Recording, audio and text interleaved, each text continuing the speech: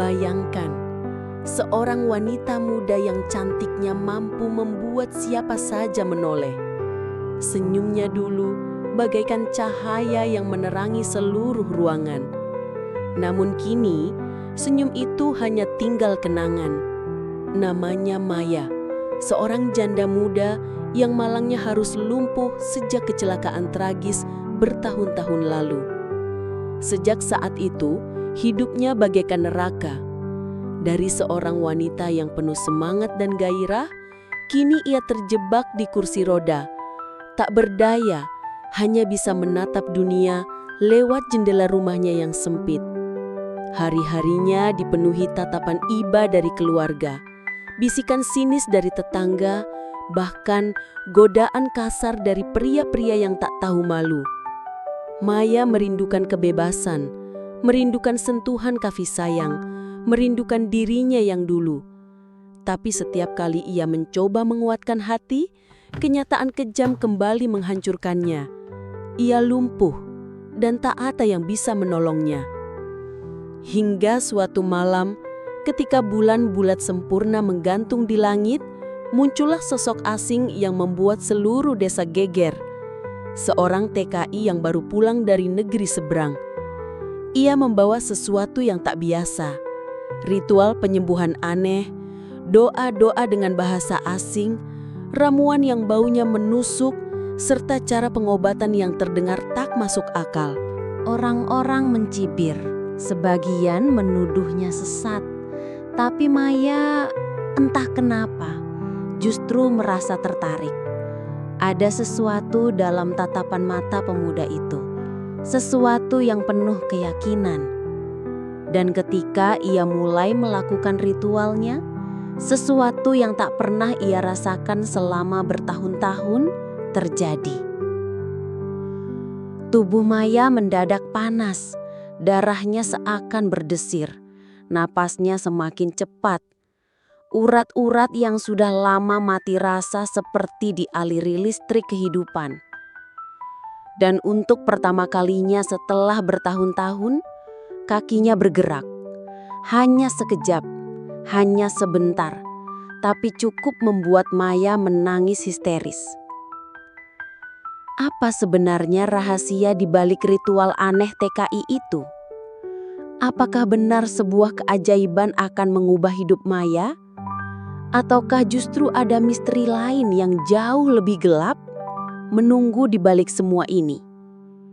Satu hal yang pasti, malam itu menjadi awal dari kisah nyata yang tak hanya membuat Maya tercengang, tapi juga membuat seluruh desa terperangah. Halo sahabat Kisah Luna, sebelum kita mulai ceritanya, jangan lupa tuliskan kota asal kalian di kolom komentar ya, agar kita tahu dari mana saja penonton setia kita berasal. Jangan lupa juga untuk subscribe, like, dan share, supaya kalian tidak ketinggalan kisah-kisah penuh haru dan misteri berikutnya. Malam itu, angin berembus pelan di desa kecil di pinggiran Jawa Tengah.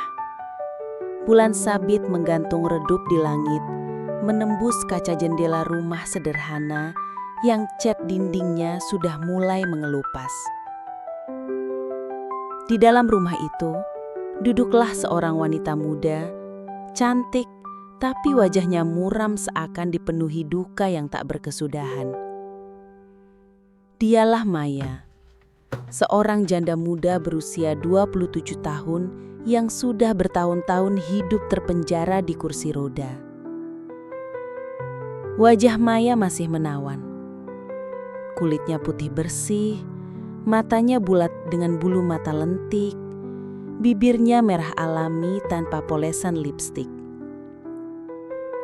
Jika ia berdiri, mungkin tubuhnya akan tampak anggun dengan lekuk indah yang bisa membuat siapa saja jatuh hati. Namun, semua itu kini hanya bayangan. Sejak kecelakaan tragis 3 tahun lalu, kedua kakinya lumpuh. Maya kehilangan kemampuan untuk berjalan, bahkan berdiri pun ia tak sanggup. Kursi roda menjadi sahabat setianya, sekaligus belenggu yang menghancurkan harga dirinya. 3 tahun lalu, Maya masih seorang istri muda yang hidup penuh harapan. Suaminya, Rudy, adalah lelaki sederhana tapi penuh kasih sayang. Mereka baru menikah 2 tahun saat kecelakaan itu terjadi. Rudy meninggal seketika ketika motor mereka ditabrak truk di tikungan jalan. Maya selamat, tapi Tuhan seolah memberikan hukuman lain. Ia harus lumpuh dari pinggang ke bawah. Sejak saat itu, dunia Maya hancur. Ia kehilangan suami, kehilangan masa depan, dan kehilangan kemerdekaan tubuhnya sendiri. Tangisnya tak lagi terhitung. Malam-malamnya sering dihiasi doa-doa yang tak kunjung terkabul, agar ia bisa kembali berjalan, atau setidaknya agar bisa bangun dari mimpi buruk ini. Setiap pagi, Maya hanya bisa duduk di kursi rodanya, menatap orang-orang lewat di depan rumah. Ia sering melihat anak-anak sekolah berlarian dengan riang, para ibu belanja ke pasar sambil tertawa, atau pemuda-pemuda desa bercanda di warung kopi. Semua itu seakan menamparnya, mengingatkan bahwa ia tak lagi bisa menjadi bagian dari kehidupan normal.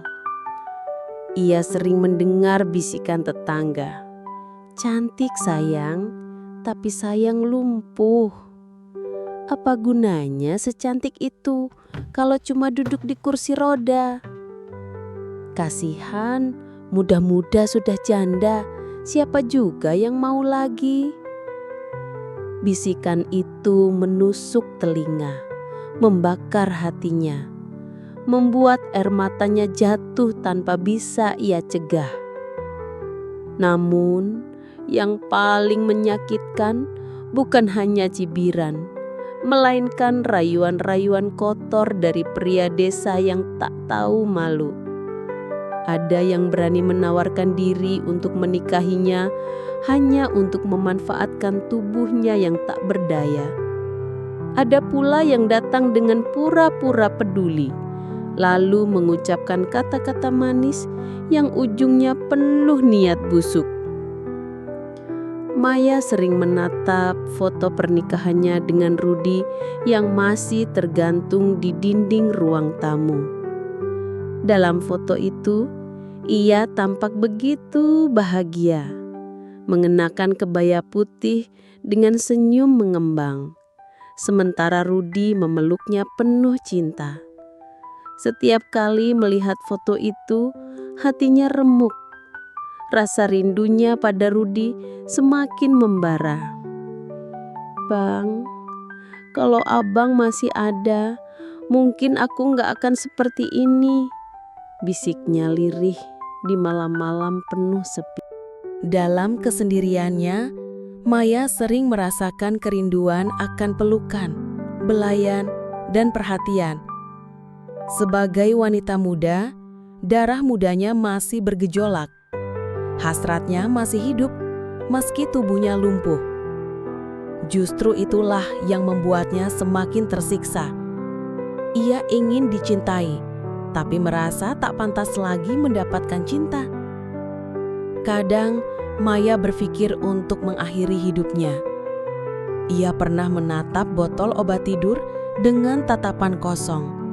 Terlintas niat untuk meminumnya sekaligus agar semua penderitaannya berakhir. Namun setiap kali niat itu muncul, wajah almarhum suaminya seolah hadir dalam benaknya, menyuruhnya bertahan. "Jangan menyerah, Maya. Hidupmu belum berakhir." Suara imajiner Rudy kerap bergema di telinganya. Itulah yang membuat Maya bertahan, meski setiap hari bagai siksa. Di luar sana, teman-teman sebayanya sudah banyak yang menikah lagi, memiliki anak, dan menjalani hidup bahagia. Sementara ia hanya bisa duduk diam, menjadi tontonan warga. Dunia seakan tidak adil. Mengapa dirinya yang harus menanggung semua penderitaan ini? Kadang ia merasa Tuhan sudah melupakannya. Doa-doanya seperti terhalang langit. Berkali-kali ia pergi berobat ke rumah sakit, terapi, bahkan mencoba pengobatan alternatif. Semua sia-sia. Kakinya tetap mati rasa. Tidak ada tanda-tanda bisa sembuh. Hidup Maya bagai api kecil yang hampir padam. Namun, di lubuk hatinya yang terdalam, masih ada secercah harapan. Harapan yang ia sendiri tidak yakin apakah bisa tercapai. Harapan untuk suatu hari nanti bisa berdiri lagi, bisa berjalan meski hanya beberapa langkah, bisa menari, atau sekadar bisa pergi ke warung sendirian tanpa harus meminta tolong. Dan harapan itulah yang suatu hari kelak akan menggiringnya pada sebuah kejutan besar. Kejutan yang tidak pernah ia duga. Seorang pria asing dengan ritual aneh yang akan mengubah jalan hidupnya. Namun, sebelum momen itu tiba, Maya harus terlebih dahulu melewati malam-malam panjang penuh kesedihan dan air mata. Sebab tak ada keajaiban yang datang begitu saja tanpa luka. Pagi itu, desa kecil yang biasanya tenang mendadak gempar. Kabar tersebar cepat dari mulut ke mulut, seorang TKI baru saja pulang dari luar negeri. Bukan hal aneh sebenarnya. Banyak pemuda desa yang merantau ke Malaysia, Arab Saudi, bahkan Taiwan untuk mencari nafkah. Namun yang satu ini berbeda. Namanya Arman, lelaki berusia sekitar 30 tahun. Tubuhnya tinggi, kulitnya kecoklatan, matanya tajam namun penuh rahasia. Ia baru pulang setelah bertahun-tahun bekerja di sebuah perkebunan di Malaysia. Yang membuat orang-orang heboh bukan hanya kepulangannya, melainkan kebiasaan aneh yang ia bawa. Arman dikenal sering melakukan ritual-ritual tidak biasa. Ia membakar dupa dengan aroma menyengat, meracik ramuan dari akar-akar kering, dan melantunkan doa dalam bahasa yang asing di telinga warga desa. Ia bahkan sesekali terlihat duduk berjam-jam di tepi sungai, menatap air sambil menggenggam botol kecil berisi cairan merah yang tak jelas isinya. Desa pun terbagi dua. Ada yang menganggap Arman membawa ilmu hitam. Ada pula yang percaya ia belajar pengobatan tradisional dari tabib-tabib di negeri seberang. Gosip makin liar, membuat namanya semakin misterius. Hari itu, Maya sedang duduk di kursi rodanya di teras rumah. Seperti biasa, ia hanya menatap kosong ke jalan desa. Pandangannya sayu, rambut panjangnya tergerai tanpa disisir rapi. Namun justru itulah yang membuat kecantikannya tampak alami seperti bunga yang layu, namun tetap memikat. Tiba-tiba, suara langkah kaki berat terdengar dari kejauhan. Maya menoleh pelan, dan di sana ia melihat seorang pria asing berjalan sambil membawa buntalan kain besar di punggungnya. Bajunya lusuh, wajahnya sedikit lelah, tapi ada sorot keyakinan yang membuat Maya sulit berpaling. Itulah pertama kalinya ia melihat Arman. Arman sempat berhenti sejenak di depan rumah Maya. Tatapannya singkat, namun cukup membuat dada Maya berdesir. Bukan tatapan penuh iba seperti orang lain, melainkan tatapan lurus, seolah ia melihat lebih dalam ke dalam jiwa Maya. Siapa dia? Maya bertanya dalam hati. Ada perasaan aneh yang menyeruak, campuran antara penasaran dan harapan yang samar. Tak lama kemudian, datanglah beberapa tetangga yang langsung bergosip di dekat rumah Maya. Itu loh, si Arman baru pulang dari Malaysia, tapi katanya bawa ilmu aneh. Iya, aku dengar dia bisa ngobatin orang lumpuh pakai ritual. Tapi serem juga, kayak gak wajar gitu caranya. Paling bohongan, cuma cari sensasi aja. Maya mendengarkan semua bisikan itu. Hatinya berdebar lebih cepat. Ritual untuk orang lumpuh. Apakah itu berarti ada sedikit harapan baginya? Namun rasa ragu segera menghantam. Bagaimana jika semua itu hanya tipuan? Bagaimana jika ia makin terluka oleh harapan palsu? Malam itu, Maya tak bisa tidur. Wajah Arman terus muncul di pikirannya. Tatapan matanya, langkahnya yang mantap, serta gosip tentang ritualnya membuat Maya gelisah. Ia memandang kakinya yang tak berdaya, lalu kembali menatap foto almarhum suaminya. "Bang, kalau ada sedikit saja kesempatan, apa aku harus mencobanya?" bisiknya sambil menggenggam foto itu erat-erat. Air mata menetes. Ia tahu betapapun aneh kedengarannya, ia merindukan sebuah keajaiban, bahkan jika caranya tidak masuk akal sekalipun. Keesokan harinya, Maya memberanikan diri meminta tolong pada adiknya untuk mendorong kursi rodanya ke balai desa.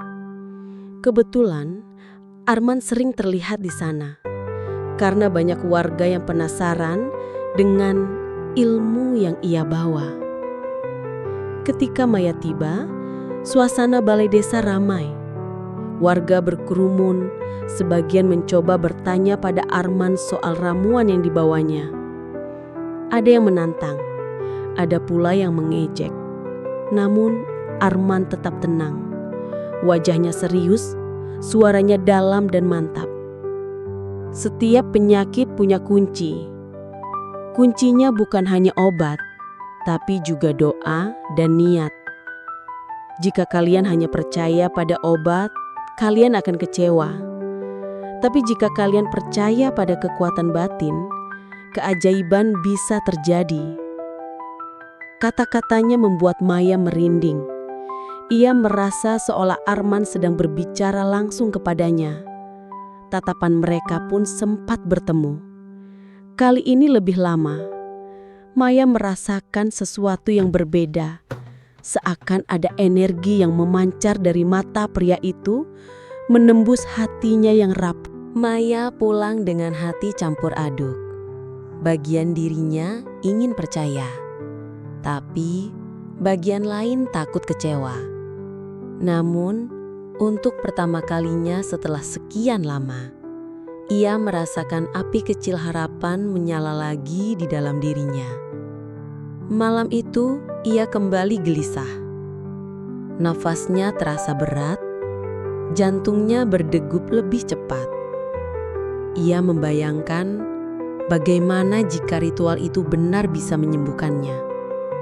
Bagaimana rasanya berdiri kembali? Bagaimana rasanya berjalan ke pasar dengan langkah sendiri? Bagaimana rasanya merasakan tanah di bawah kakinya setelah sekian lama? Dan di saat yang sama, ia membayangkan wajah Arman, suara dalamnya, serta tatapan matanya yang penuh rahasia. Maya tak sadar, hatinya mulai tergerak, bukan hanya karena harapan untuk sembuh, tapi juga karena sosok asing itu membawa sesuatu yang lain.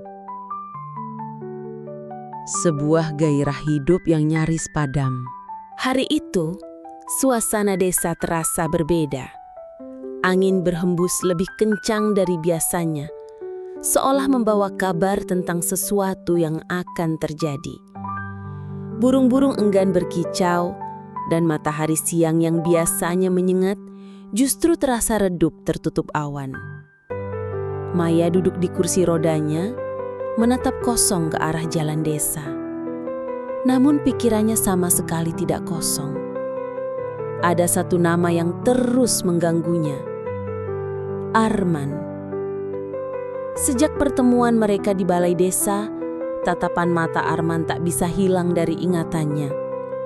Bukan tatapan iba, bukan tatapan kasihan, melainkan tatapan yang menembus hatinya, seakan ia bisa melihat luka terdalam yang Maya sembunyikan dari dunia. Malam sebelumnya, Maya bahkan bermimpi aneh.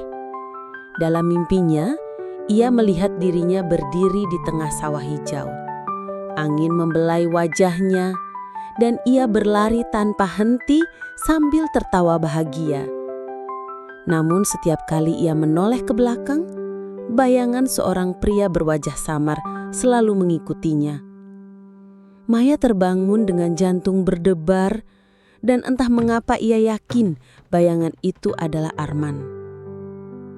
Siang itu, seorang anak kecil datang membawa kabar. "Kak Maya, Om Arman manggil. Katanya kalau Kak Maya mau, disuruh datang ke rumahnya malam nanti. Dia bilang ada hal penting." Maya terdiam. Jantungnya seolah berhenti berdetak sesaat. Pikirannya berkecamuk. Apa maksudnya? Apakah ini tentang ritual yang orang-orang bicarakan? Apa aku siap?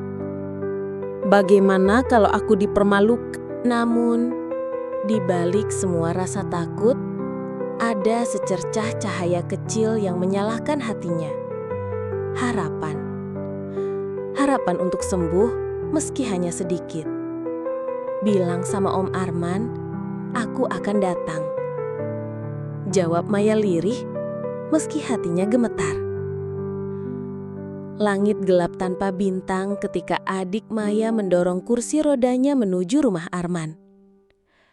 Rumah itu sederhana, berdinding papan, namun tampak berbeda dari rumah warga lain. Di depannya ada gantungan kain merah lusuh, dan aroma dupa tercium samar dari dalam. Ketika pintu dibuka, Maya melihat suasana remang. Hanya ada lampu minyak yang menyala redup. Di lantai, terbentang tikar pandan dengan beberapa botol berisi cairan berwarna aneh. Segenggam akar kering, serta sebuah mangkuk tanah liat berisi air yang mengeluarkan asap tipis. Arman duduk bersila. Wajahnya tenang, tapi penuh wibawa. Ketika tatapannya bertemu dengan Maya, dada Maya langsung berdesir. Ada sesuatu dalam sorot mata itu. Tenang, tapi juga penuh kuasa. "Terima kasih sudah datang, Maya," ucap Arman dengan suara dalam. "Aku tahu, kau sudah terlalu lama menderita. Malam ini, aku akan mencoba membantumu. Tapi ingat, ini bukan hal biasa. Kau harus berani, dan kau harus percaya." Maya menelan ludah. Suaranya hampir tak keluar ketika ia menjawab, Aku siap."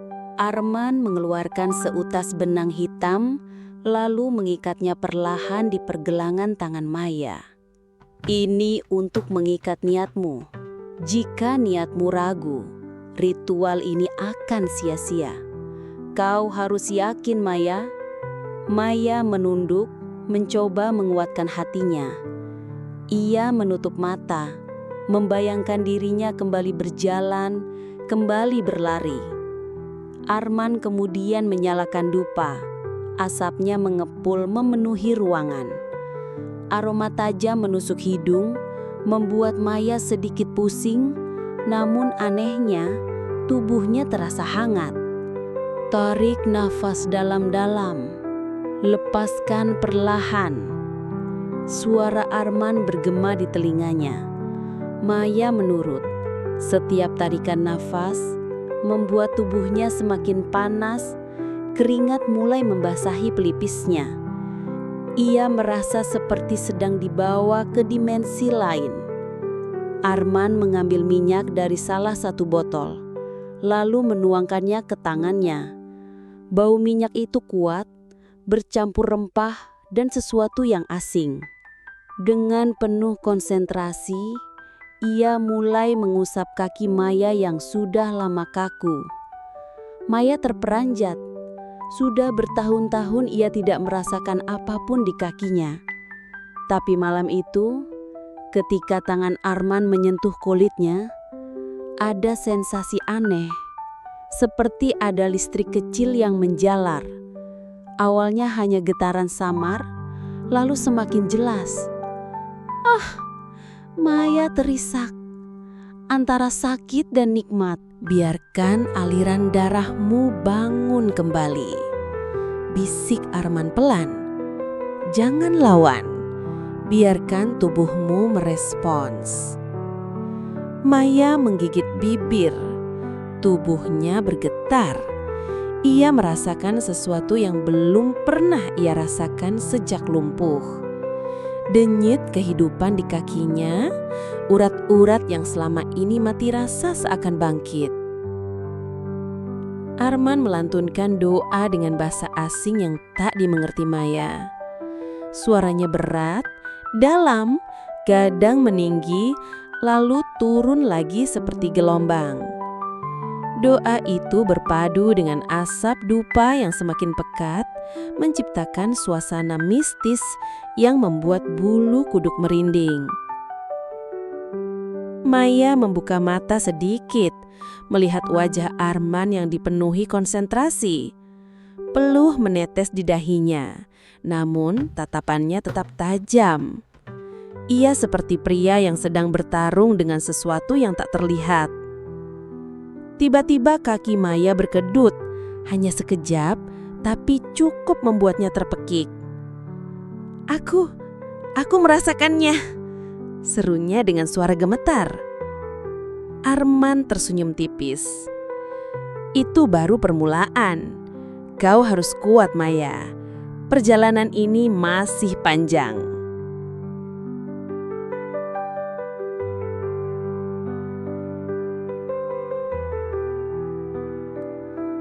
Ritual berlangsung hampir 1 jam. Selama itu, Maya merasa tubuhnya seperti diombang-ambingkan antara sakit dan harapan. Ada saat-saat ketika rasa panas membuatnya hampir pingsan. Namun ada juga momen ketika tubuhnya begitu ringan seakan melayang. Yang paling membuatnya bingung adalah perasaan yang muncul setiap kali Arman menyentuhnya. Bukan sekadar pengobatan. Ada aliran energi, ada getaran yang membuat hatinya berdebar lebih cepat. Tubuhnya merespons dengan cara yang tak ia sangka. Ketika ritual selesai, Maya terkulai lemas di kursi rodanya. Wajahnya basah oleh keringat. Matanya berkaca-kaca. Ia merasa seperti baru melewati badai. Tapi ada cahaya yang menyinari hatinya. Maya, suara Arman lembut. Aku tidak menjanjikan keajaiban instan, tapi tubuhmu sudah mulai merespons. Kau harus bersabar. Jika kau percaya, aku yakin suatu hari kau akan berdiri lagi. Maya menatap Arman, hatinya bergetar. Untuk pertama kalinya dalam 3 tahun, ia merasa benar-benar hidup. Malam itu, ketika kembali ke rumah, Maya tidak bisa tidur. Kakinya masih berdenyut-denyut, seperti ada kehidupan baru yang mengalir. Ia berulang kali mencoba menggoyangkannya, Dan meski hanya sedikit, ada pergerakan kecil yang membuatnya menangis haru. Air mata jatuh bukan karena sedih, melainkan karena harapan. Sesuatu yang nyaris hilang kini kembali menyala. Dan di balik harapan itu, ada sosok Arman yang terus menghantui pikirannya. Tatapannya, suaranya, sentuhannya, semua terekam jelas. Maya tidak tahu apakah ia mulai jatuh hati atau hanya terbawa euforia. Yang jelas, malam itu adalah awal dari perubahan besar dalam hidupnya. Pagi itu, sinar matahari menyelinap masuk melalui celah jendela rumah Maya.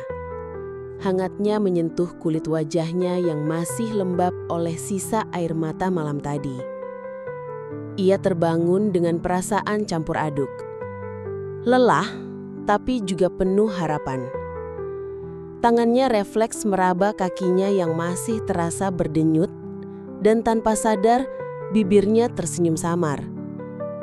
Untuk pertama kalinya setelah bertahun-tahun lumpuh, Maya merasa tubuhnya masih mampu bereaksi.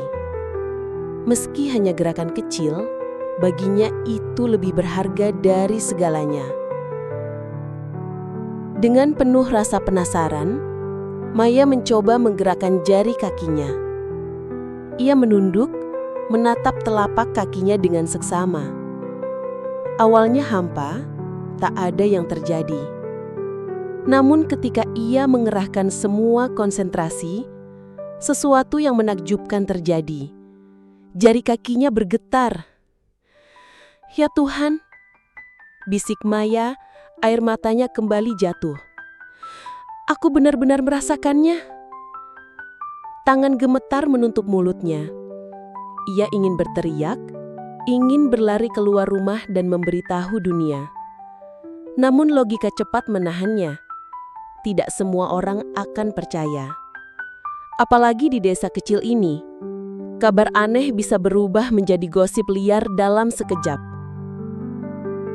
Tetap saja, Maya tak sanggup menahan kegembirasannya. Ia mendorong kursi roda menuju dapur, di mana adiknya, Rini, sedang menyiapkan sarapan sederhana. "Rini, aku bisa menggerakkan kakiku," ucap Maya dengan suara bergetar. Rini menghentikan gerakannya, menoleh dengan ekspresi tercengang. "Apa? Kakak serius?" "Iya, meski sedikit. Tapi aku benar-benar merasakannya. Jari kakiku bergerak, Rini. Aku tak sedang bermimpi." Rini mendekat, berlutut di samping kursi roda Maya, lalu menatap kaki kakaknya. "Coba tunjukkan, Kak." Maya menunduk, mencoba lagi. Otot wajahnya menegang, konsentrasi penuh ia kerahkan. Perlahan, jari kakinya bergerak. Sangat halus, tapi cukup terlihat. Rini terpekik kecil. "Astaga, benar. Kakak mulai sembuh." Mereka berdua saling berpelukan erat. Air mata bercampur dengan tawa bahagia. Namun kebahagiaan itu hanya bertahan sebentar. Berita itu ternyata cepat menyebar. Bukan karena Maya bercerita, melainkan karena tetangga mereka mendengar percakapan dengan Rini. Dalam waktu singkat, bisik-bisik mulai terdengar di warung kopi desa, di pasar kecil, bahkan di pinggir sawah. Katanya si Maya lumpuh itu sekarang bisa gerak gara-gara ikut ritual Arman. Ah, jangan-jangan Arman pakai ilmu hitam. Ritualnya aneh, bau dupa, pakai mantra asing. Bukankah itu berbahaya? Bisa jadi benar. Lagi pula, Arman itu kan TKI yang katanya pernah tinggal lama di luar negeri. Siapa tahu dia bawa ilmu sesat. Suara-suara itu makin lama makin keras. Dari sekadar bisikan, berubah menjadi gunjingan terbuka. Maya mendengar sendiri ketika lewat di jalan. Ada ibu-ibu yang sengaja berbisik keras. Kasihan sekali ya, sampai percaya sama ritual aneh begitu. Kalau benar sembuh, itu pasti bukan dari Tuhan. Maya hanya bisa menunduk, dadanya sesak. Kata-kata itu menusuk hatinya lebih dalam daripada luka fisik yang pernah ia alami. Malam harinya, Maya tak bisa menahan diri. Ia meminta Rini untuk sekali lagi mendorong kursi rodanya ke rumah Arman. Begitu sampai, ia langsung disambut hangat. "Wajahmu muram, Maya. Apa yang terjadi?" tanya Arman, nada suaranya lembut tapi penuh kepedulian. Maya menatapnya, mata berkaca-kaca. "Arman, orang-orang mulai membicarakanmu. Mereka bilang apa yang kau lakukan sesat. Mereka menuduhku bodoh karena percaya." Arman terdiam sejenak. Lalu ia mendekat, duduk bersila tepat di depan Maya. "Kau percaya pada mereka atau pada dirimu sendiri?" Pertanyaan itu membuat Maya tercekat. Aku percaya pada apa yang kurasakan. Kaki ini benar-benar mulai bergerak. Tapi aku takut, Arman. Aku tak sanggup menghadapi mereka." Arman menghela nafas panjang, lalu dengan hati-hati menyentuh tangan Maya. Sentuhan itu hangat, menenangkan, seakan memberi kekuatan baru. "Maya, setiap keajaiban pasti diuji dengan keraguan. Kau bukan hanya melawan lumpuhmu, tapi juga melawan pikiran sempit mereka. Jika kau menyerah sekarang, semua yang telah kau capai akan sia-sia." Maya menatap Arman. Hatinya bergetar. Kata-kata itu menusuk langsung ke dalam sanubarinya. Arman kembali melakukan ritual sederhana malam itu, meski tidak sepanjang yang pertama. Kali ini, ia hanya mengusap minyak di betis Maya sambil berdoa lirih. Namun sensasi yang muncul tetap sama, hangat, berdenyut, dan penuh getaran. Maya terpejam. Tubuhnya sedikit bergetar. Ia merasakan energi mengalir bukan hanya ke tubuhnya, tapi juga ke hatinya.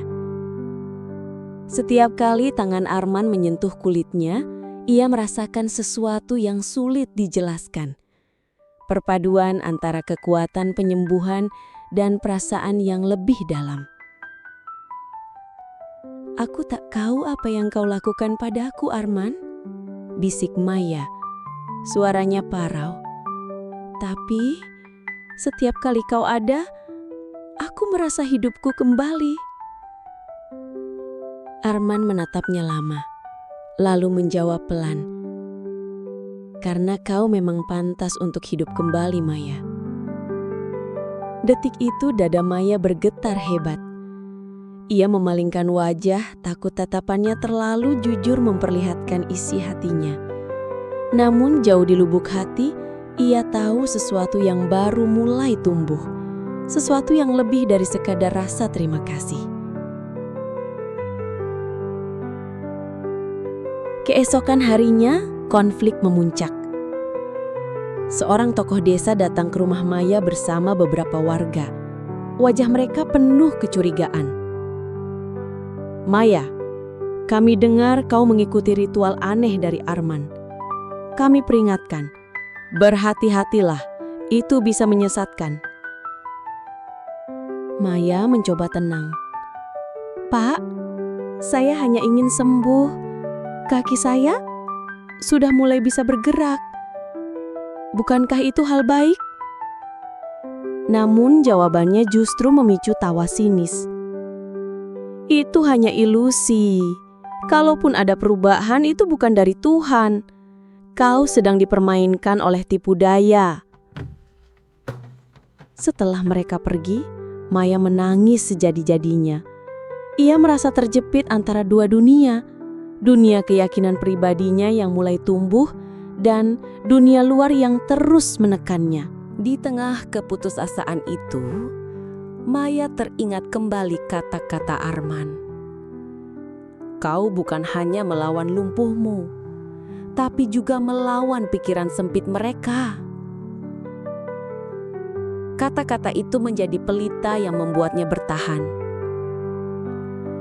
Malam itu, ia kembali menatap kakinya. Dengan penuh usaha, ia mencoba menggerakkannya lagi. Kali ini, gerakan itu lebih jelas. Betisnya berkedut. Jari kakinya bergeser lebih nyata. Air mata haru kembali mengalir. Maya tahu, apapun yang orang katakan, perubahan ini nyata. Dan satu-satunya orang yang percaya padanya adalah Arman. Di saat semua orang menjauh, hanya satu pria yang tetap ada di sisinya. Dan itu membuat hati Maya semakin yakin bahwa hubungan mereka bukan sekadar penyembuhan. Ada ikatan yang lebih dalam, lebih misterius, dan lebih berbahaya dari sekadar cinta biasa. Hari-hari setelah ritual kedua terasa berbeda bagi Maya. Setiap pagi ketika ia membuka mata, ia merasakan tubuhnya lebih segar, lebih berenergi. Jika sebelumnya ia hanya duduk pasif di kursi roda, kini ia mulai mencoba melatih tubuhnya. Setiap kali mencoba menggerakkan kakinya, hasilnya selalu sedikit lebih baik. Getaran halus yang dulu hanya sebentar, kini lebih kuat. Betisnya mulai merespons. Jari-jarinya bergerak lebih jelas. Bahkan, lututnya sesekali bisa terasa kaku lalu meregang. Bagi orang lain, mungkin ini sepele. Tapi bagi Maya, itu adalah mukjizat kecil yang membuatnya menangis bahagia hampir setiap malam. Rini, adik Maya, selalu ada di sampingnya saat ia berlatih. Namun, Rini juga mulai gelisah dengan gunjingan yang semakin keras. "Kak, aku takut. Orang-orang di desa ini mulai terang-terangan membicarakan kakak dan Mas Arman. Ada yang bilang kakak diguna-guna. Ada juga yang bilang Mas Arman itu penyihir." Maya menghela napas panjang. "Aku tahu, Rini. Tapi apa mereka buta? Aku bisa menggerakkan kakiku meski sedikit. Itu nyata. Kalau ini salah, kenapa aku justru sembuh?" Rini menatap kakaknya dengan wajah cemas. "Aku hanya takut mereka bertindak lebih jauh. Kakak tahu sendiri, orang desa kalau sudah termakan gosip bisa kejam." Maya menggenggam tangan adiknya. "Apapun yang terjadi, aku tidak akan berhenti. Aku ingin sembuh, dan hanya Arman yang percaya padaku." Menyebut nama itu saja sudah membuat dada Maya bergetar. Ada sesuatu dalam cara Arman menatapnya, menyentuhnya, bahkan berbicara padanya. Sesuatu yang berbeda dari siapapun yang pernah ia kenal. Malam itu, Maya kembali datang ke rumah Arman. Langkah rodanya berdecit di jalan berbatu, diiringi suara jangkrik dan desir angin malam. Begitu masuk, suasana ritual kembali menyambutnya. Dupa yang menyala, tikar pandan, minyak wangi rempah, dan suara mantra yang samar. Namun malam itu, Arman tampak lebih serius dari biasanya. "Maya," katanya dengan nada tenang namun tegas, "perjalananmu semakin berat. Setiap kali tubuhmu mulai merespon, akan ada halangan lain yang datang. bukan hanya dari dirimu, tapi juga dari orang-orang di sekitarmu. Maya mengangguk pelan. Aku tahu, orang-orang mulai membencimu, Arman. Aku takut mereka menyakitimu. Arman tersenyum tipis. Aku sudah terbiasa hidup dengan tuduhan. Tapi aku tidak peduli, selama kau percaya padaku. Kata-kata itu membuat Maya terdiam. Ia menunduk lalu berkata dengan suara lirih, "Aku percaya, lebih dari yang bisa kau bayangkan." Arman menatapnya lama, lalu mulai ritual. Malam itu ia mengoleskan minyak ke kedua kaki Maya. Pijatannya lembut tapi penuh tenaga. Setiap sentuhan membuat aliran hangat menjalar hingga ke pangkal paha. Maya menggigit bibir, tubuhnya sedikit bergetar. Bukan hanya karena energi penyembuhan, tapi juga karena getaran perasaan yang sulit ia kendalikan. "Rasakan, Maya, biarkan tubuhmu merespon," bisik Arman.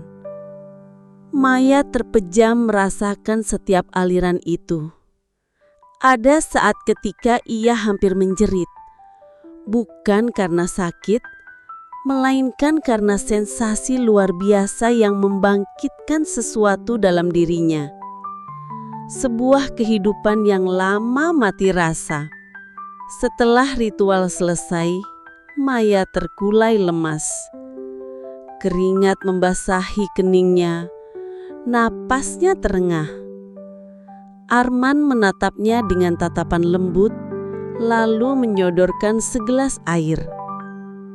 "Kau harus banyak minum. Tubuhmu kehilangan banyak energi." Maya menerima gelas itu dengan tangan gemetar. Saat jari mereka bersentuhan, ada aliran halus yang membuat dada Maya berdegup kencang. Ia buru-buru mendeguk air, menutupi wajahnya yang memerah. Dalam hati, Maya berteriak, "Apa yang terjadi padaku? Mengapa setiap kali bersamanya, aku merasa berbeda? Apakah ini hanya rasa syukur, ataukah ini cinta?" Namun Maya takut mengakui perasaan itu, bahkan pada dirinya sendiri. Ia hanya tahu, tanpa Arman, ia tak mungkin bisa merasakan semua ini. Keesokan harinya, ketegangan memuncak. Beberapa warga desa mendatangi rumah Arman. Mereka membawa wajah garang, sebagian menggenggam kayu dan parang. "Arman, keluar kau!" teriak seorang lelaki paruh baya. "Kami muak dengan segala ritualmu. Kau sudah menyesatkan Maya dan keluarganya." Arman keluar dengan tenang, berdiri tegak menghadapi kerumunan. "Apa salahku? Aku hanya mencoba menolong. Maya perlahan sembuh, itu bukti nyata." Namun kerumunan tak peduli. "Itu bukan pertolongan, itu sihir. Kami tidak mau desa ini dikotori." Maya yang mendengar keributan itu dari rumahnya menangis terseduh. Ia merasa bersalah. "Semua ini gara-gara aku. Kalau bukan karena aku, Arman tak akan dimusuhi." Malamnya, Maya datang lagi ke rumah Arman. Ia menemukan pria itu duduk sendiri di depan rumah, wajahnya diterangi cahaya bulan. "Arman?" panggil Maya lirih. Arman menoleh, tersenyum meski lelah. "Kau tak seharusnya keluar malam-malam begini." Maya menunduk, lalu berkata dengan suara serak, "Maafkan aku, semua ini gara-gara aku. Andai aku tidak datang padamu, kau tidak akan dimusuhi." Arman bangkit, berjalan mendekat, lalu berlutut di depan kursi roda Maya. Tangannya menggenggam tangan Maya erat. "Jangan pernah berkata begitu. Kau bukan beban, Maya. Kau adalah alasan aku tetap bertahan di sini." Maya tercekak. Air matanya jatuh dan ia hanya bisa terdiam menatap mata Arman yang begitu tulus. Malam itu, ritual kembali dilakukan. Namun kali ini, sesuatu yang mengejutkan terjadi. Saat Arman mengusap minak ke paha Maya, tubuh Maya tiba-tiba bereaksi kuat. Lututnya bergerak, lalu dengan spontan ia berusaha menegakkan tubuhnya. Arman sigap menopangnya. "Pelan Maya, jangan memaksakan." Namun Maya tetap mencoba. Dengan kedua tangannya bertumpu pada kursi roda, ia berhasil berdiri selama beberapa detik. Aku berdiri," bisiknya dengan suara gemetar. Air mata bercucuran deras. Arman mendukung tubuhnya, menatapnya dengan bangga. "Ya Maya, kau berdiri. Itu artinya kau semakin dekat pada kebebasanmu." Maya menatap Arman, wajahnya begitu dekat. Untuk sesaat, dunia seakan berhenti. Hanya ada mereka berdua, napas yang memburu, dan detak jantung yang berpacu. Namun sebelum sesuatu terjadi, Maya buru-buru menjatuhkan tubuhnya kembali ke kursi roda.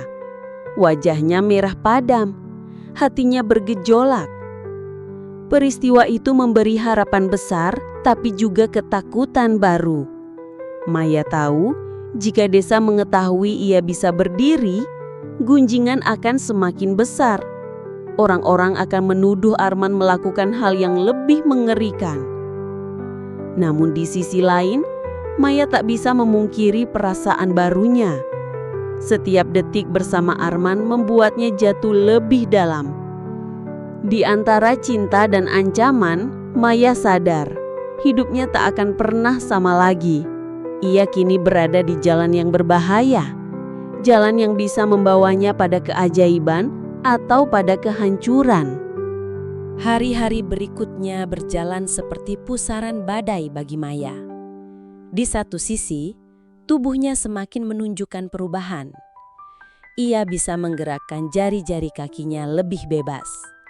Bahkan mulai bisa mengangkat kakinya beberapa sentimeter dari pijakan kursi roda. Namun di sisi lain, suasana desa semakin panas.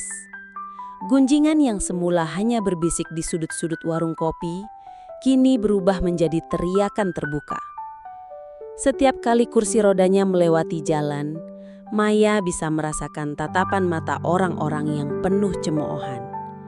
Ada yang menatap dengan jijik, ada yang menggeleng seolah iba, dan ada pula yang dengan sengaja melontarkan kata-kata pedas. Itu dia, perempuan bodoh yang ikut ritual sesat.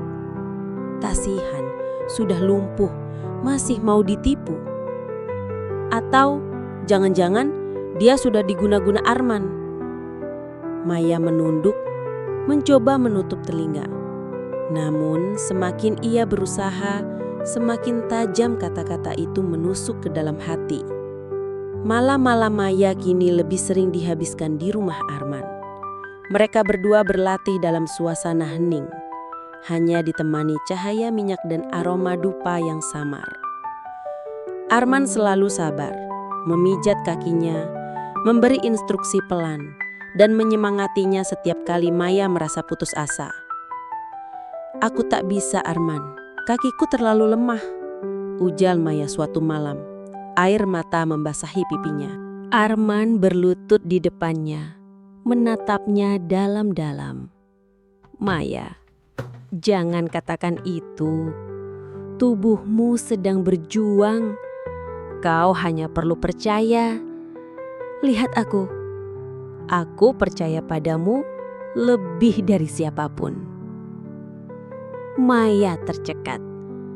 Tatapan itu terlalu dalam, terlalu tulus, membuat jantungnya berdegup kencang.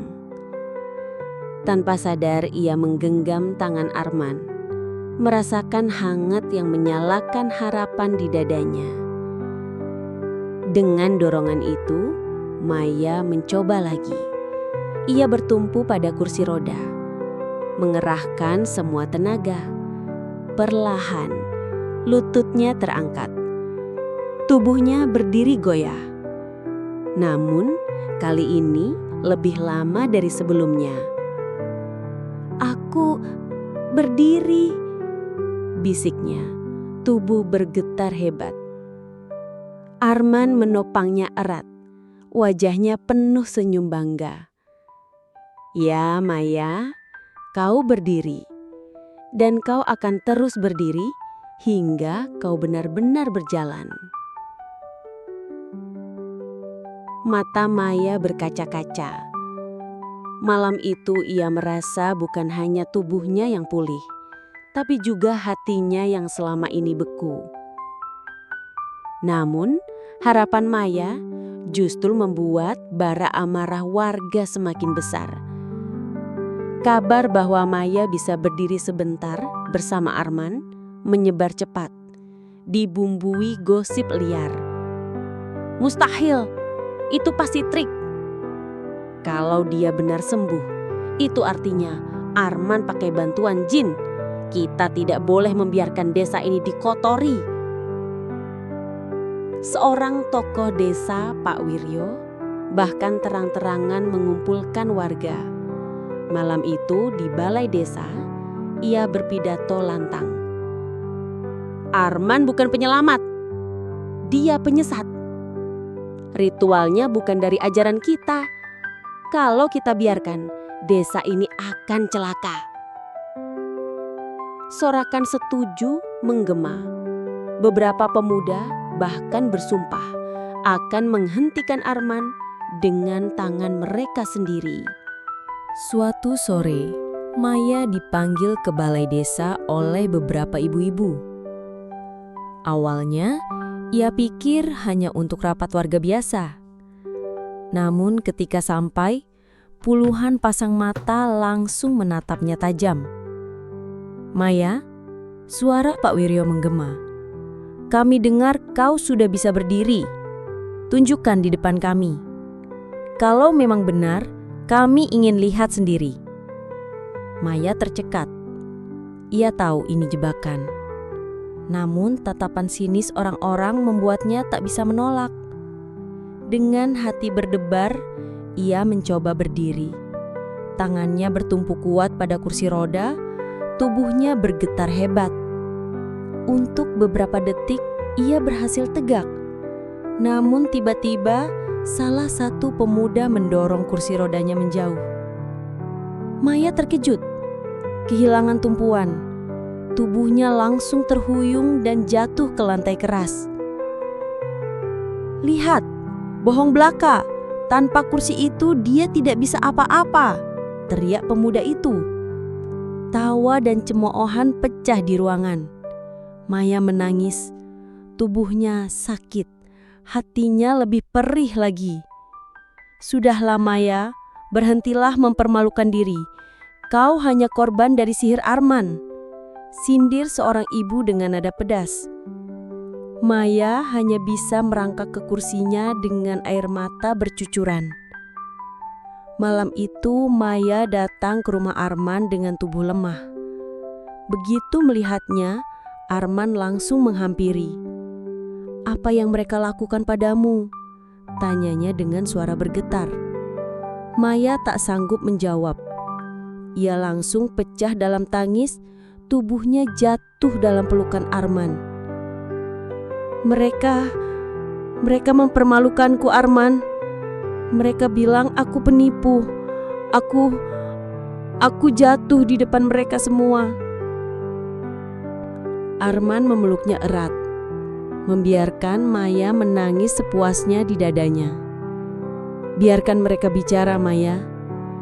Yang penting kau tahu kebenarannya. Aku melihatmu berdiri. Aku melihat perjuanganmu. Dan aku akan tetap di sini bersamamu." Pelukan itu hangat, begitu kuat, membuat Maya merasa aman untuk pertama kalinya setelah sekian lama. Detik itu, ia sadar. Perasaan yang ia simpan semakin sulit untuk disangkal. Setelah tangisnya reda, Maya menatap Arman dengan mata bengkak. Arman, kenapa kau masih bertahan? Padahal semua orang membencimu. Arman mengusap pipinya lembut. Karena ku tahu apa yang kulakukan benar. Dan karena ada kau, Maya. Kau adalah alasan aku tetap berjuang. Kata-kata itu membuat hati Maya bergetar hebat. Ia ingin mengatakan sesuatu, ingin mengakui apa yang sebenarnya ia rasakan. Namun lidahnya keluh. Ia hanya bisa menggenggam tangan Arman erat-erat, seolah takut kehilangan. Malam itu, di bawah cahaya redup lampu minyak, mereka berdua membuat janji dalam hati masing-masing. Apapun yang terjadi, mereka akan bertahan bersama. Namun, jauh di luar sana, para pemuda desa sudah mulai bergerak. Mereka menyusun rencana gelap untuk menyingkirkan Arman selamanya. Malam itu, udara di desa terasa lebih berat dari biasanya. Angin membawa aroma kemenyan dari rumah-rumah yang sedang berdoa, bercampur dengan ketegangan yang menyelimuti langit. Seolah alam pun tahu, ada badai besar yang akan pecah. Maya duduk di kursi rodanya di rumah Arman. Tangannya masih gemetar, memegang erat tangan Arman. Sejak insiden di balai desa, ia hampir tidak pernah ingin kembali ke rumahnya sendiri. Setiap malam, ia merasa aman hanya jika berada dekat Arman. Arman, mereka tidak akan berhenti. Aku bisa merasakannya, bisik Maya, suaranya nyaris pecah. Arman menatapnya dalam, lalu mengangguk. Aku tahu, tapi aku juga tahu satu hal. Mereka tidak bisa menghentikan kebenaran. Dan aku tidak akan membiarkan mereka menyakitimu lagi. Meski ketakutan menghantui, tubuh Maya terus menunjukkan keajaiban. Malam itu, untuk pertama kalinya, ia berhasil berdiri lebih lama tanpa pegangan kursi roda. Dengan dukungan Arman, ia bahkan mencoba melangkah. Satu langkah, tubuhnya bergetar, keringat bercucuran. Langkah kedua, air mata mengalir di pipinya. Tapi bukan air mata kesedihan, melainkan kebahagiaan. Arman, aku berjalan. Suaranya bergetar hebat. Arman menahan napas, lalu tersenyum lebar. Iya Maya, kau berjalan, kau luar biasa. Maya jatuh dalam pelukan Arman. Tubuhnya masih lemah namun hatinya terasa sekuat baja. Momen itu membuat keduanya semakin dekat. Ada rasa syukur, harapan, sekaligus getaran perasaan yang tak lagi bisa mereka sembunyikan. Tatapan mereka bertemu, terlalu lama, terlalu dalam. Jarak di antara mereka begitu tipis hingga Maya bisa merasakan hembusan napas Arman. Dadanya berdegup kencang, seolah ingin meledak. Namun, sebelum momen itu melewati batas, suara gaduh dari luar tiba-tiba memecah malam. Puluhan orang membawa obor mendatangi rumah Arman. Suara teriakan lantang menggema. Arman keluar! Jangan sesatkan desa kami! Kau bawa jin untuk menipu perempuan itu! Jika kau tidak pergi, kami akan usir dengan cara kami sendiri! Maya terkejut. Arman, mereka datang. Arman segera berdiri. Wajahnya tenang meski mata penuh kewaspadaan. Tetap di sini Maya. Apapun yang terjadi, jangan keluar. Namun Maya mengguncangkan kepalanya. Air matanya jatuh. Tidak, aku tidak akan meninggalkanmu sendirian. Aku yang mereka jadikan alasan. Aku harus berdiri bersamamu. Sebelum Arman sempat menjawab, pintu rumah digedor keras. Suara kayu berderak seolah akan jebol kapan saja. Arman keluar menghadapi masa. Di hadapannya, puluhan wajah penuh amarah menyala dalam cahaya obor.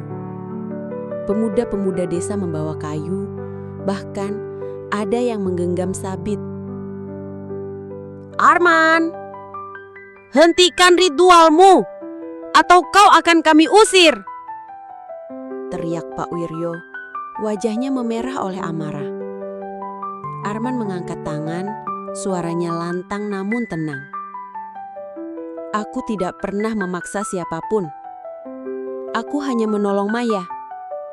Jika menolong orang sakit adalah dosa, biarlah aku menanggungnya sendiri. Kerumunan bergemuruh.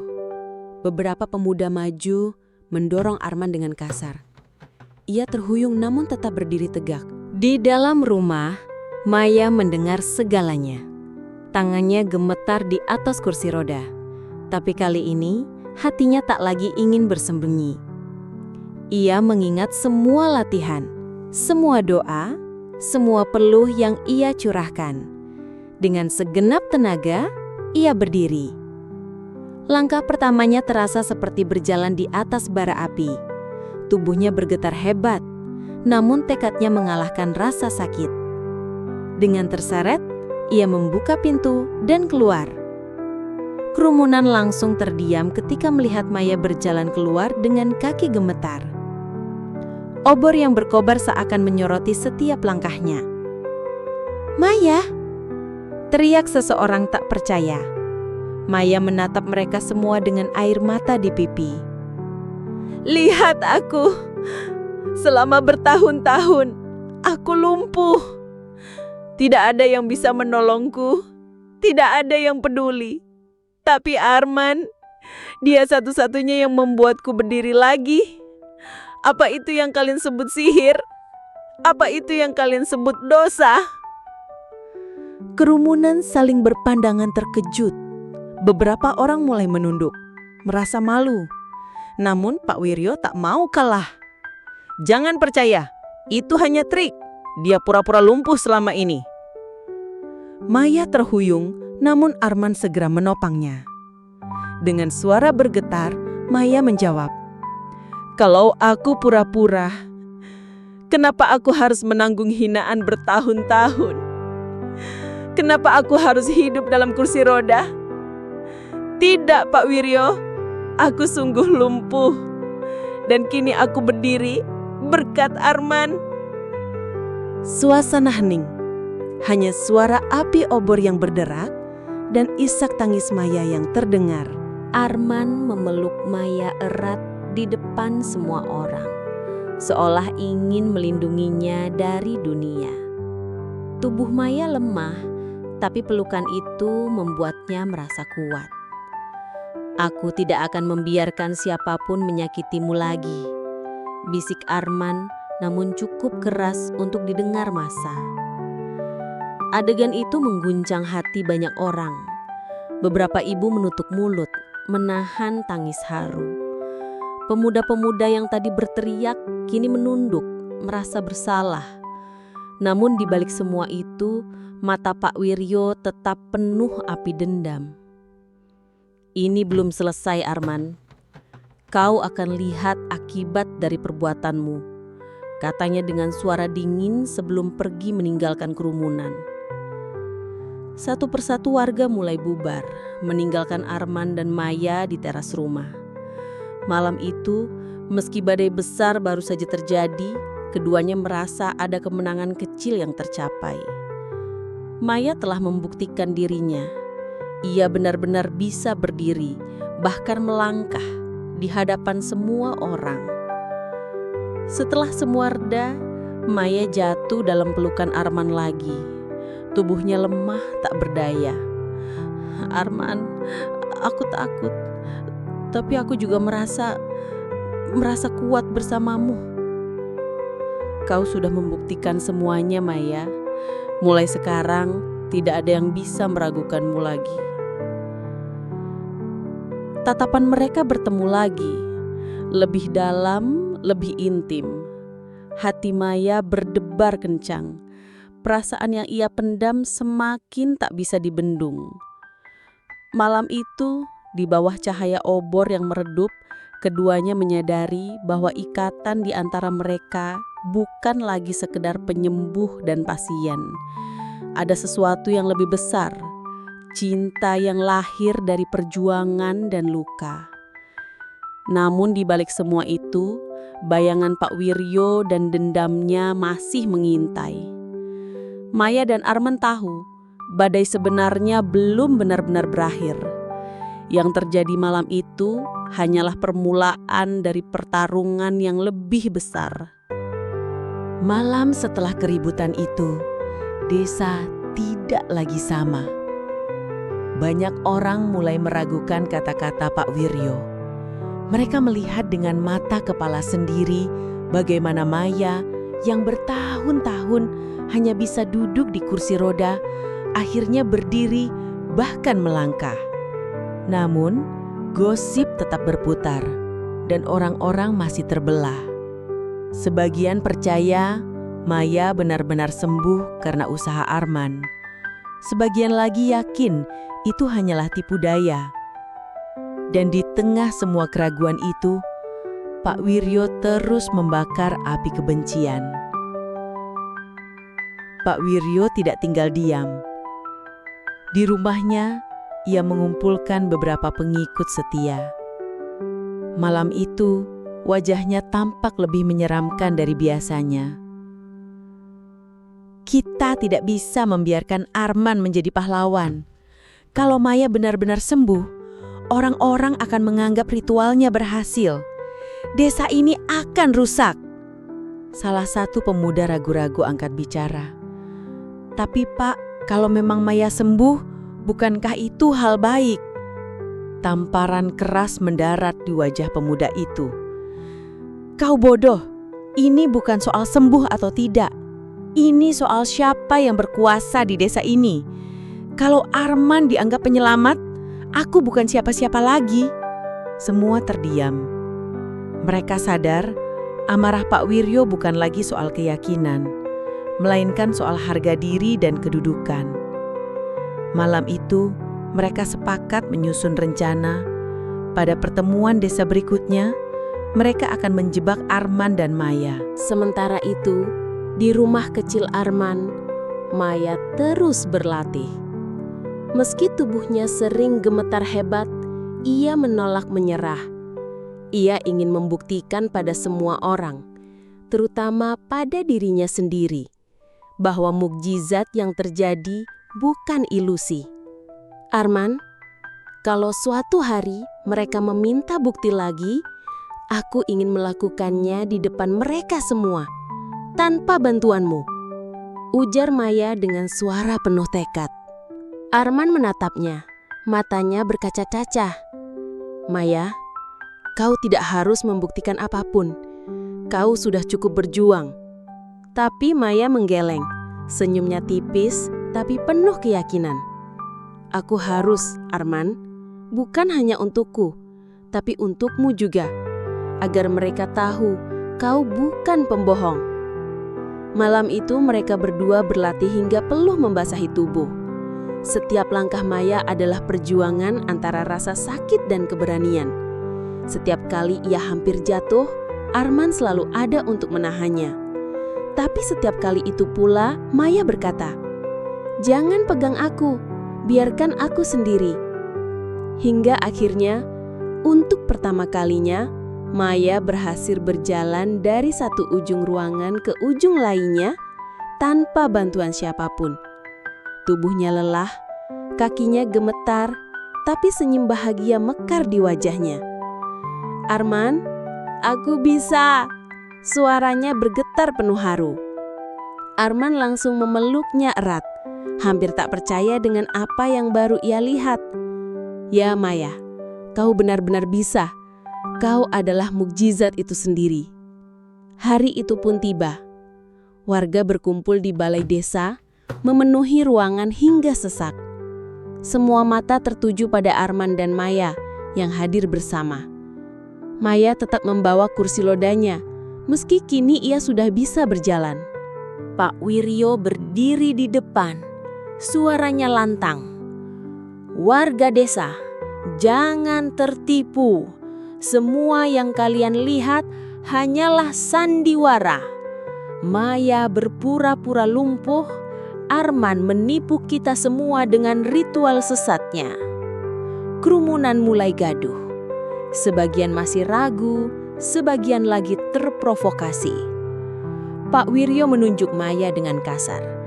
"Kalau benar kau sembuh, buktikan di depan semua orang. Berdirilah, berjalanlah tanpa bantuan." Suasana hening. Semua mata kini tertuju pada Maya. Arman memegang tangannya erat. "Kau tidak harus melakukan itu, Maya. Kau tidak perlu membuktikan apapun pada mereka." Namun Maya tersenyum lembut. "Aku ingin melakukannya, Arman, demi kita berdua." Dengan hati berdebar, Maya perlahan bangkit dari kursi roda. Ruangan hening, bahkan nafas pun terdengar jelas. Setiap gerakan kecilnya disaksikan oleh puluhan pasang mata. Satu langkah, suaranya bergema di lantai kayu balai desa. Langkah kedua, beberapa orang menahan nafas, tak percaya dengan apa yang mereka lihat. Langkah ketiga, keempat, hingga Maya berhasil berjalan melewati ruangan itu tanpa bantuan. Meski tubuhnya bergemetar, meski keringat membasahi wajahnya, ia berhasil. Air mata mengalir di pipi Maya. "Aku berdiri, aku berjalan, semua ini nyata." Pak Wiryo pucat pasi. Wajahnya dipenuhi amarah dan rasa malu. "Tidak, itu tidak mungkin. Dia pasti pakai trik," teriaknya histeris. Namun seorang pemuda yang dulu mengikutinya maju. "Cukup, Pak Wiryo. Kami semua melihatnya dengan mata kepala sendiri. Maya benar-benar sembuh. Kau yang menipu kami selama ini dengan kebencianmu." Sorakan setuju bergema. Warga mulai berbalik melawan Pak Wiryo. Ia berusaha membela diri, namun semua sudah terlambat. Reputasinya hancur, kata-katanya tak lagi dipercaya. Pak Wiryo akhirnya meninggalkan balai desa dengan langkah gontai, sendirian ditelan kegelapan malam. Maya hampir jatuh setelah menunjukkan kekuatannya. Namun Arman segera meraih tubuhnya. Ia memeluknya erat di depan semua orang. "Kau luar biasa, Maya. Kau benar-benar luar biasa," bisiknya dengan suara bergetar. Maya tersenyum lemah, air mata membasahi pipinya. "Aku bisa melakukannya karena kau selalu ada di sampingku." Kerumunan bertepuk tangan, beberapa orang bahkan bersorak. Kini Maya dan Arman bukan lagi bahan gunjingan, melainkan simbol harapan. Hari-hari berikutnya, suasana desa berubah. Orang-orang yang dulu mencemooh kini datang untuk meminta maaf. Mereka bahkan meminta Arman untuk menolong orang-orang sakit dengan caranya. Maya perlahan benar-benar pulih. Ia masih sering berlatih berjalan. Namun kini setiap langkahnya terasa ringan karena ada Arman yang selalu menggandeng tangannya. Di bawah sinar matahari sore, Maya menatap Arman dengan senyum penuh cinta. "Aku dulu tak percaya mukjizat ada. Tapi sekarang aku sadar mukjizat itu bukan hanya soal kaki yang bisa berjalan. Mukjizat terbesar adalah bertemu denganmu, Arman." Arman terdiam, matanya berkaca-kaca. Ia menggenggam tangan Maya erat. "Dan mukjizat terbesar bagiku adalah bisa melihatmu tersenyum lagi." Mereka berdua berdiri berdampingan, memandang ke arah langit. Badai telah berlalu dan kini yang tersisa hanyalah cahaya baru yang menyinari kehidupan mereka. Sahabat kisah Luna yang setia menonton hingga akhir. Perjalanan Maya dan Arman bukan hanya tentang seorang janda muda yang sembuh dari kelumpuhan setelah bertahun-tahun terikat kursi roda.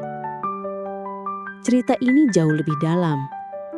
Ini adalah kisah tentang keteguhan hati, keberanian melawan cemoohan, dan keyakinan bahwa harapan selalu ada meski dunia seakan menutup pintu.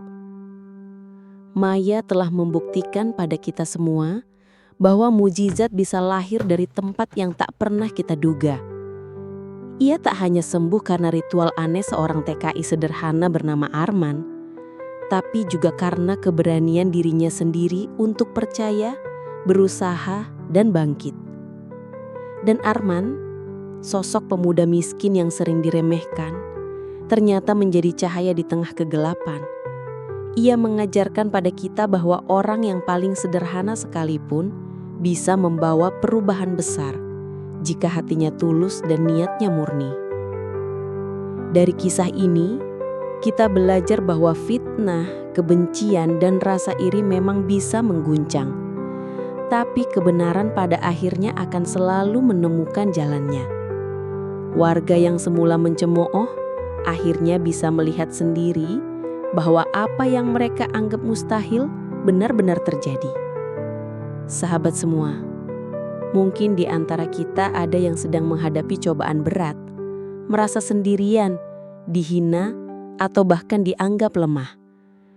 Tapi percayalah, seperti Maya, selama kita masih punya harapan, masih mau berjuang, dan masih percaya pada kasih sayang Tuhan, mukjizat itu nyapa adanya. Ingatlah, jangan pernah meremehkan orang lain hanya karena tampilan luarnya. Jangan cepat percaya pada bisikan kebencian, karena bisa jadi itu menutup mata kita dari kebenaran. Dan yang terpenting, jangan pernah berhenti percaya pada diri sendiri meski seluruh dunia meragukanmu. Demikianlah akhir kisah kita kali ini di channel Kisah Luna. Semoga cerita tentang Maya dan Arman ini bisa memberi inspirasi, semangat, dan pelajaran berharga untuk kita semua. Jangan lupa tuliskan kota asal sahabat semua di kolom komentar agar kita tahu dari mana saja keluarga Kisah Luna berasal. Dan jika cerita ini menyentuh hati, dukung channel ini dengan cara like, subscribe, dan share ke orang-orang terdekat agar semakin banyak yang bisa merasakan pesan moralnya. Terima kasih sudah setia menonton hingga akhir. Sampai jumpa di kisah nyata berikutnya, tentu dengan cerita yang tak kalah menarik, dramatis, dan penuh hikmah. Wassalamualaikum warahmatullahi wabarakatuh.